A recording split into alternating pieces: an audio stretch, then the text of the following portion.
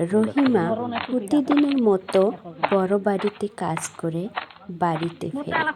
হঠাৎ করে তার মাথা ঘুরে যায়, তার প্রচণ্ড মাথা ব্যথা শুরু করে।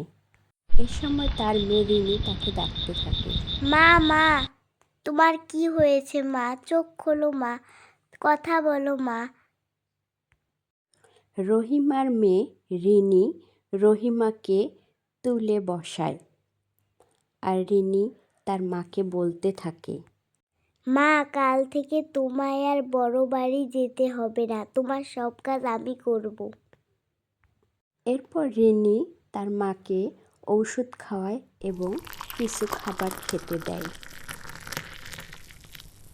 রিনি চিন্তায় পড়ে যায়, সে এতটুকু বয়সে কিভাবে বড় বাড়ির সব কাজ করবে। পরদিন সকালবেলা রিনি বড় বাড়ির কাজে চলে আসে। গৃহকর্মী প্রচণ্ড রেগে গিয়ে রিনিকে বলে, রিনি, আজকেও কেন তোমার মা কাজে আসেনি? আমার কি ৫-১০টা দাসীবাদী আছে নাকি? মালকিন, আমার মায়ের খুব অসুখ, তাই আপনার কাজে আসতে পারেনি।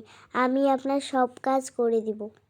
তারপর থেকে গৃহকর্মী খুব রেগে যায়, আর রিনির সামান্য ভুলে তাকে প্রচণ্ড মারধর করতে থাকে।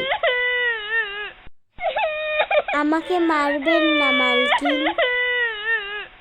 পরদিন সকালে রিনি আবার কাজে যায় বড় বাড়িতে।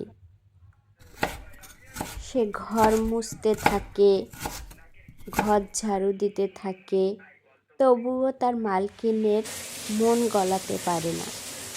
তার মালকিন তার সামান্য ভুলেই তাকে প্রচণ্ড অত্যাচার করতে থাকে। এরকম অত্যাচার চলতেই থাকে।